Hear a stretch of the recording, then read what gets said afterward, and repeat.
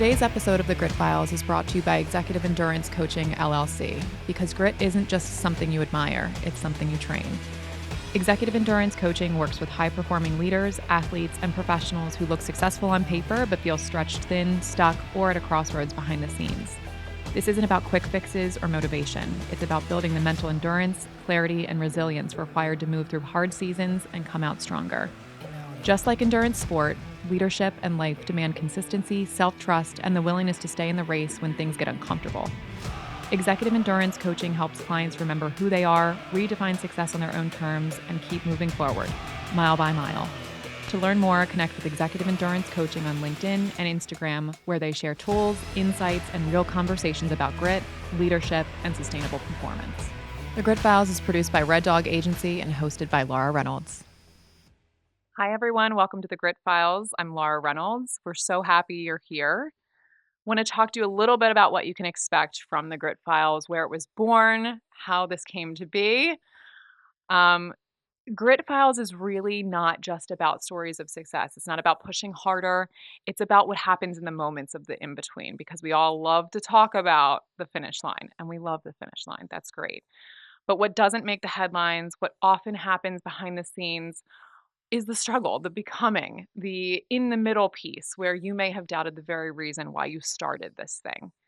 So, in the Grit Files, we're going to talk to athletes, coaches, parents. We're going to talk to executives, anyone that's seen these seasons go from good, bad, ugly, worse, and then to success. We're going to talk about those stories. They're not polished, they're not perfect. They are literally honest, gritty truths. The Grit Files came to be from my own story. I did not grow up being the traditional quote unquote athlete. I was a cheerleader, I was a dancer, I was a swimmer, but I really didn't see myself as athletic. And I was kind of told that I wasn't athletic, so I didn't even try. Fast forward to my professional career where I was leading teams, I was coaching executives. I was becoming a new parent, and I really had this moment of, I want to be grittier than what I am. I want to show up more athletic than what I am, not in like a physical performance way, but I wanted to try differently than I had tried before. In the episodes to come, you're going to meet with a bunch of different folks that are going to tell their business story, their athletic journey, all of that. Today's episode is a little bit of my story, and hopefully someone out there can identify with the feeling of being stuck. And I'll be blatantly honest with you. Right before my coaching career, I was in my most stuck season of my entire life. I had just been let go from a job that I was sort of comfortable in. I knew the space. I knew that I was kind of done with the space that I was in, but I had no idea what I looked like on the other side. So when we talk about this story of becoming, I literally was and still am in a state of becoming. And it's a scary spot to be where you have this deep feeling in you that something is misaligned. You no longer feel that same rush that you felt from the job that you're in or the life that you were in. And everything that I thought that I wanted was changing pretty quickly. Um, I spent 14, 15 years recruiting and coaching executive level folks. It was something that I was comfortable in. I was successful in. I made decent money in it. But there was a shift that happened probably about 2 years ago. And before I took this last job, I kind of knew, even when I accepted the job, that I was really not loving it. I didn't feel pulled to do this thing anymore, but it was safe. And that's what I think a lot of us do. We stick to what we know, we stick to what's safe. It's, what do they say? The familiar hell over the unknown heaven. I was queen of that. I just picked safe because there was no pain in that. There was no fear in that. But this past year, when I was let go from my job, I found myself in a moment of, what the hell is next? I could have very easily transitioned into the job that I knew and gone back into a recruiting seat or gone into, leading a global team again. That was fun. Did that once. And I could have done that. But something clicked in me that was very different this time. I think it was a state of grit. It was a state of like, you've got one shot to make this better. Why not give it your deepest effort you've ever had up until now? And I decided that I was really pulled towards coaching. I wanted to be able to help people develop the ability to have these really tough conversations with themselves that, quite frankly, I was struggling with having on my own. I wanted to be the type of guidance, be the type of mentor, be the type of support that I wished I had had in these really tough seasons.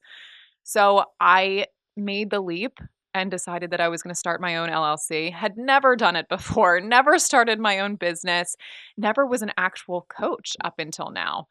But I decided to take the leap. It was something that I felt really aligned with and something that I felt really pulled to. So about this time last year, in one foul swoop, it was probably a matter of hours. I signed up for my own executive coach and I signed up for a coaching academy that was 8 months long to pursue my PCC. And I decided to start the process of building my own LLC. And I was terrified because there was nothing to suggest that this thing was going to be successful. In fact, there were a lot of signs that it could blow up in my face. Luckily, it has not. But it was a really gritty season of my life, and it still is a moment of becoming. And I want to identify with the folks out there that are in this season in your life, whether it's, you're becoming a new parent or you are considering getting out of a career that you've known really well and it's been something that you've done for a really long time and maybe you've been phenomenally successful in it, but you feel this tug of like, but I'm not really happy in it. I hear you.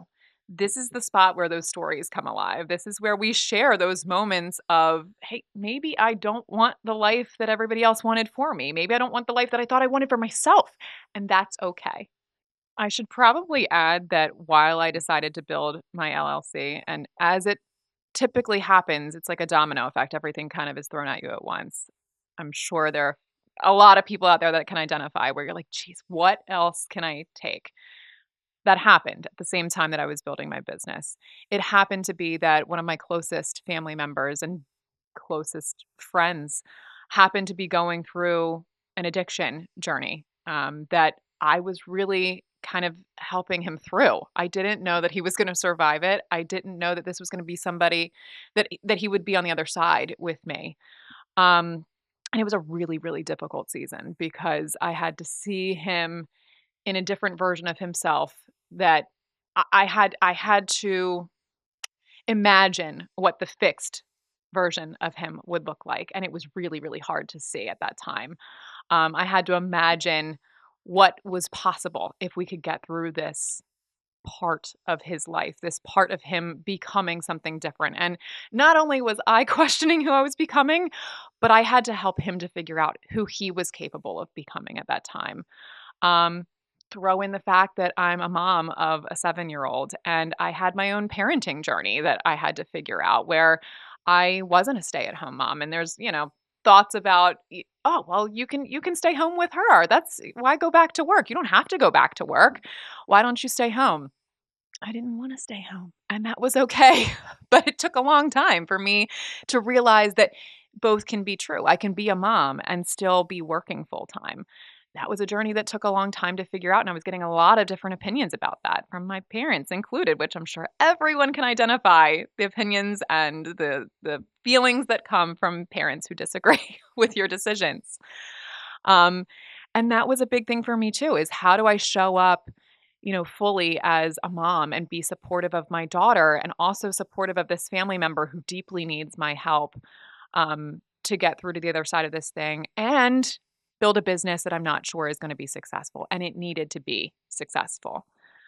So this is the story of all of that is like what conversations, and I did not have the ability to have these conversations. I was learning those conversations as this was moving. That's what was so helpful about having a coach myself was that, hey, like if you haven't had the experience before, you might not have the information necessary in order to make your next move. So it is okay to ask for help.